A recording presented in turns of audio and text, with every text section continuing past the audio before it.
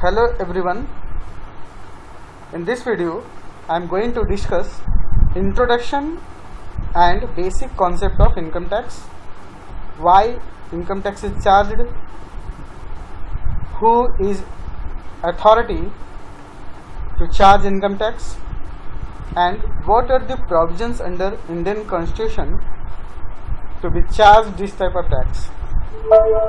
इस टैक्स में हम इनकम टैक्स क्यों लगाई जाती है, किन्हें इनकम टैक्स चार्ज करने का अधिकार है और भारत के संविधान में किस अनुसूची के तहत इनकम टैक्स चार्ज करने को व्याख्या करता है। तो चलिए हम शुरू करते हैं इनकम टैक्स के बेसिक कॉन्सेप्ट और इंट्रोडक्शन पार्ट को।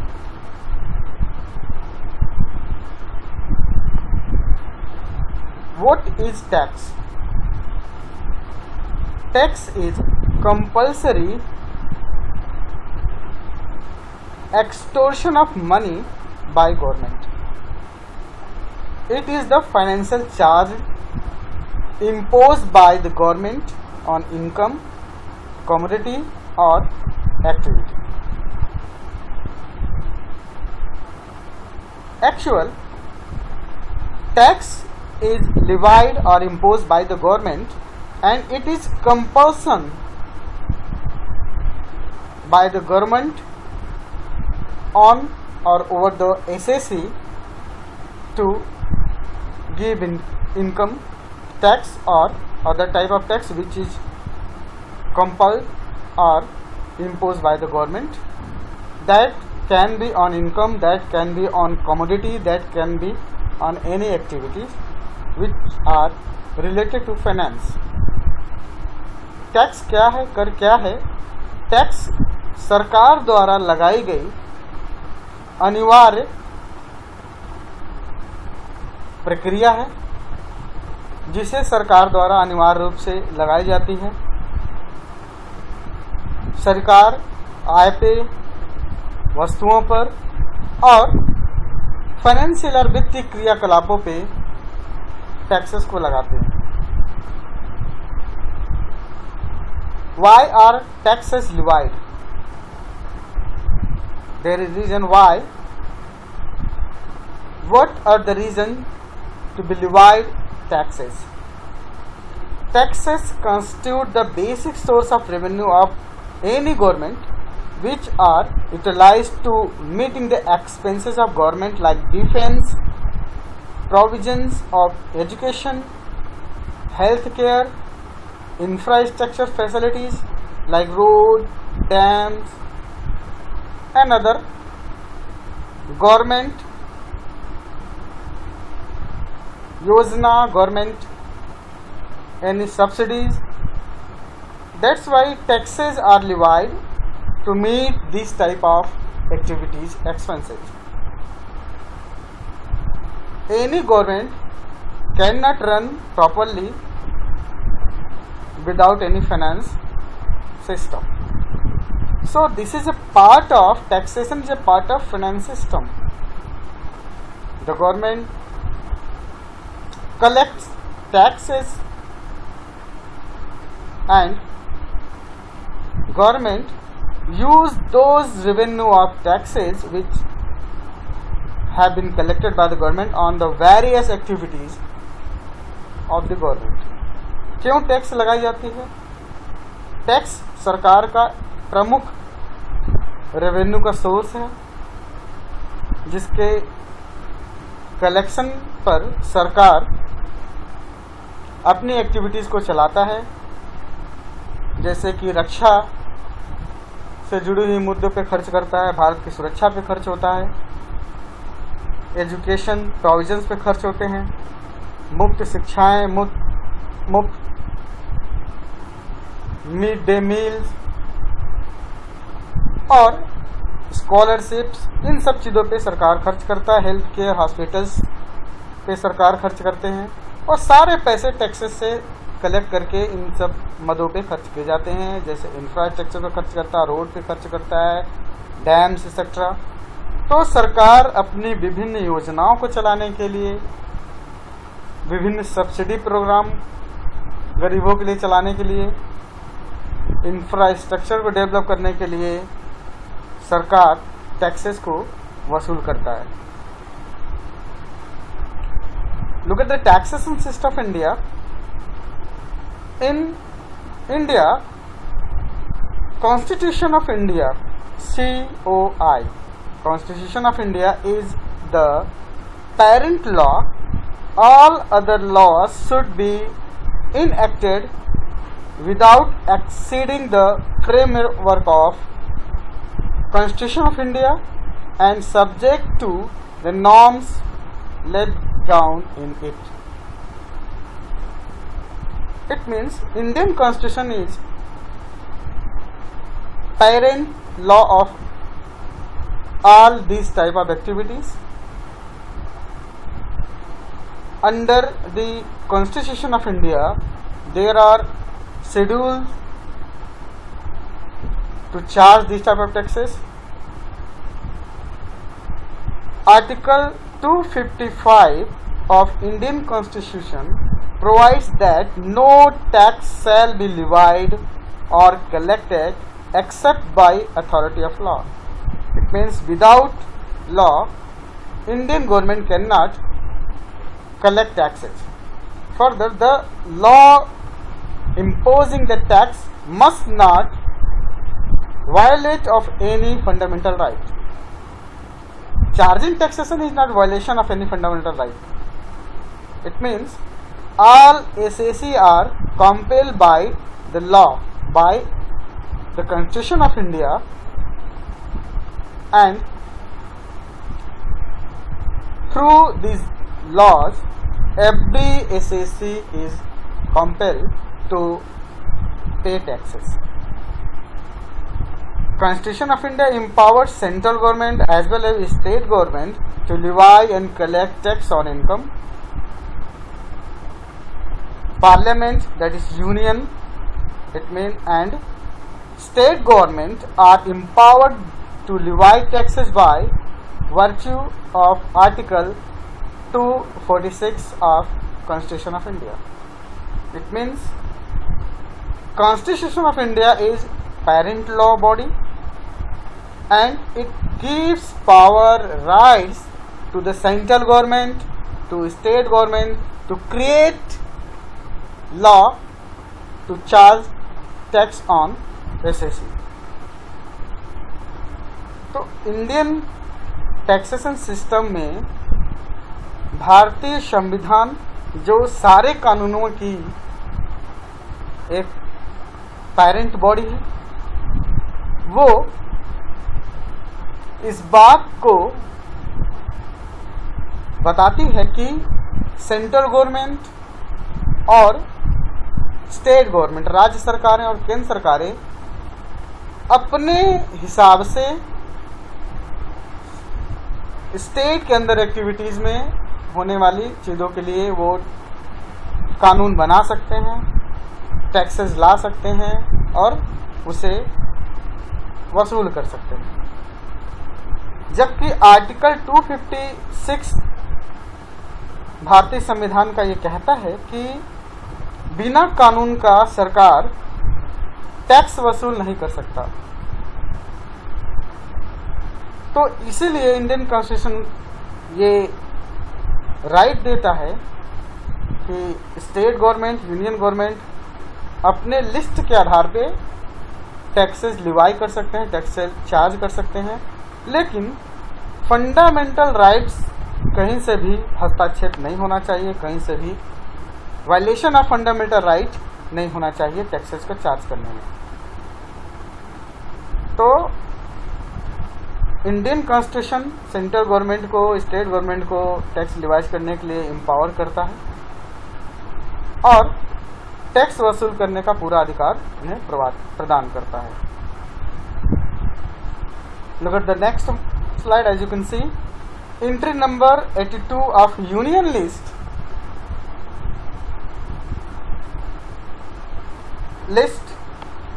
which has been described in the Schedule 7th of Indian Constitution or Constitution of India gives power to Parliament to levy taxes on income other than agricultural income. 7th schedule of Article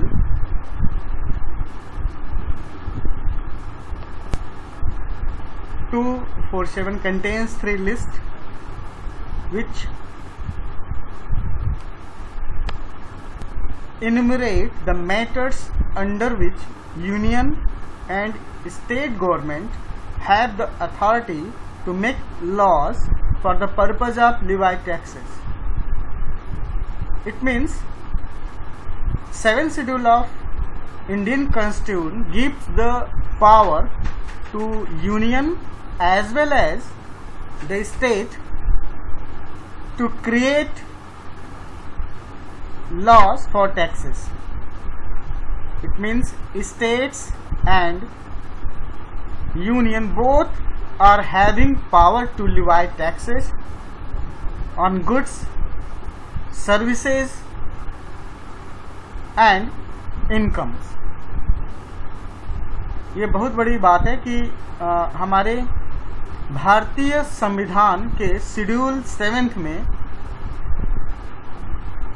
अधिकारों का बंटवारा वर्णन किया गया है, जिसमें 3 प्रकार के लिस्ट बनाई गई है और उस लिस्ट के आधार पर सब्जेक्ट को डाला गया है कि कौन कौन से अमुक विषय पे सेंट्रल गवर्नमेंट नियम बनाएगी, कौन कौन से अमुक विषय पे स्टेट गवर्नमेंट नियम बनाएगी और कौन कौन से अमुक विषय पे दोनों मिलकर नियम बनाएंगे।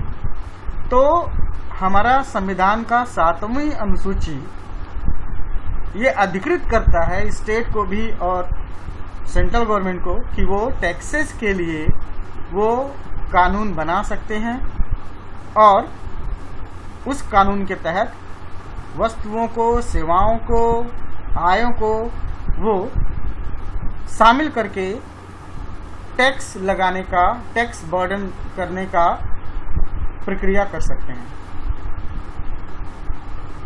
Look at the chart. Look at this slide. As you can see, the Constitution of India. Under Constitution of India, there are 12 scheduled, and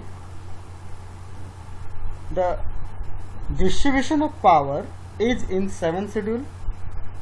So 7th schedule is a part of Constitution of India, and in 7th schedule there are definition of distribution of power among state, union and both. It means there are 3 lists under 7th schedule which defines the distribution of power between state and central, that is called union. So there are 66 subjects in state lists. It means state are empowered to create any law on the described 66 subjects, and in union list there are 97 subjects on which central government having power to create any law related to these 97 subjects. And look at the third one, that is concurrent list. There are 47 subjects in concurrent list, and state as well as union both are having power to create any law on 47 subjects. It means both union as well as states, it means central government and state governments, can create all 47 subjects to make any law. It means that is concurrent list. If both are against, in that case central government having power over state government. Look at the some portion of union, there are some taxes described under this list. These are some part of 97 subject, that is income tax, excise duty and custom duty. It means central government, as you can say, these are the part of union list. So the central government, union means central government is having power to create any matter of law on custom, income tax and excise duty, that is called central excise duty. I am telling about central excise duty. Since this is the subject of income tax, so as you can see, income tax is in the 97 subjects of union list. So only central government, I repeat, only central government having power to create any law related to income tax. Not any interference of state government in this subject. I am telling about the income tax. No states are empowered to create any law related to income tax because it is a subject matter of union list. And union government, it means central government is empowered to create law related to income tax. Okay, look at the next one. Power of making law. As I have already said you, जैसा कि आप देख रहे हैं, Indian constitution, उसके बाद 7 schedule है जिसमें 3 लिस्ट बनी हुई है. तो मैं एक बात स्पष्ट करना चाहता हूं कि इंडियन कॉन्स्टिट्यूशन ही एम्पावर करती है गवर्नमेंट को, सेंट्रल गवर्नमेंट को, स्टेट गवर्नमेंट को, कि वो टैक्सेस से जुड़े हुए रूल बना सकते हैं. और स्टेट गवर्नमेंट और सेंट्रल गवर्नमेंट के शक्तियों का बंटवारा 7th शेड्यूल में किया गया है कॉन्स्टिट्यूशन ऑफ इंडिया, अर्थात भारतीय संविधान में 12 अनुसूची हैं, जिसमें से 7वीं अनुसूची यह कहती है कि स्टेट के क्या क्या पावर होंगे, सेंट्रल के क्या क्या पावर होंगे, दोनों के बीच में शक्तियों का बंटवारा किस प्रकार से होगा, किस किस सब्जेक्ट में स्टेट नियम बनाएगी, कानून बनाएगी, किस किस सब्जेक्ट मैटर पे यूनियन अर्थात सेंट्रल गवर्नमेंट कानून बनाएगा, और किन किन मैटरों पे दोनों मिलके नियम बनाएंगे. तो जैसा कि आप देख रहे हैं स्लाइड में, स्टेट लिस्ट, यूनियन लिस्ट और कॉन्करेंट लिस्ट दिया हुआ है. स्टेट लिस्ट में 66 सब्जेक्ट ऐसे हैं, 66 विषय ऐसे हैं जिसपे केवल स्टेट गवर्नमेंट ही नियम बनाएगी. सेंट्रल गवर्नमेंट को उस पर नियम बनाने की एम्पावर नहीं है, अर्थात शक्ति नहीं है. और 97 सब्जेक्ट ऐसा है जो कि यूनियन लिस्ट में है. इसका मतलब ये है कि केवल केंद्र सरकार ही 97 जो मैटर हैं, जैसे डिफेंस है, तो डिफेंस में केवल सेंट्रल गवर्नमेंट ही नियम बनाएगी. रेलवे इस पर डाला गया है तो रेलवे ही केवल नियम बनाएगी. नेशनल हाईवेज जैसा कि आप पता है कि वो सेंट्रल गवर्नमेंट ही बनाएगी रूल, उससे जुड़ी हुई. तो इस प्रकार के मैटर्स डाले हुए हैं यूनियन लिस्ट में. 97 मैटर्स ऐसे हैं, 97 सब्जेक्ट ऐसे हैं जिसपे केवल और केवल केंद्र सरकार ही नियम बना सकती है. और तीसरा है कॉन्करेंट लिस्ट, जिसमें केंद्र और राज्य सरकारें दोनों मिलके नियम बनाएंगी. और इस पे 97 सब्जेक्ट ऐसे हैं जो दोनों मिलके तालमेल बैठा के कानून बना सकते हैं. लेकिन अगर दोनों एक दूसरे के विरोध में है किसी विषय बिंदु पे, तो उस समय 97 शेड्यूल बोलता है कि स्टेट को वरीयता होगी, अर्थात स्टेट बड़ा भाई समझे और स्टेट को छोटा भाई समझे और यूनियन को बड़ा भाई समझे, तो बड़े भाई को पूरा अधिकार होगा, अर्थात यूनियन को पूरा अधिकार होगा कि वो अगर विरोधाभास आती है स्टेट और यूनियन दोनों के बीच में, तो यूनियन की बातें मानी जाएंगी.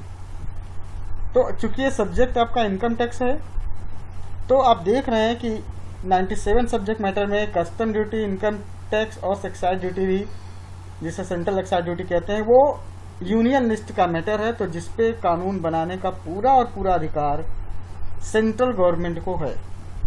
सेंट्रल गवर्नमेंट ही कस्टम ड्यूटी से जुड़े हुए कानून बना सकती है, इनकम टैक्स से जुड़ी हुई कानून बना सकती है, सेंट्रल एक्साइज ड्यूटी से जुड़ी हुई कानून बना सकती है, क्योंकि ये यूनियन लिस्ट में दिया गया है। तो इस बात से स्पष्ट हो रहा है कि इनकम टैक्स पे प्रत्येक वर्ष सेंट्रल गवर्नमेंट बजट लाती है। आपको अब ध्यान आ रहा होगा, बातों को मैं जोड़ रहा हूँ। तो स्टेट गवर्नमेंट नहीं लाती है इनकम टैक्स से जुड़े हुए मैटर पे, वो सेंट्रल गवर्नमेंट लाती है, क्योंकि ये यूनियन लिस्ट का मैटर है। चलिए हम आगे बात करते हैं। जैसा कि अभी आपको मैंने समझाया, मेकिंग लॉज की बात हो रही है, पावर ऑफ मेकिंग लॉज की बात हो रही है। यूनियन लिस्ट, जिसमें स्पष्ट है CG stand for central government, has exclusive power to make laws on the matters contained in union list.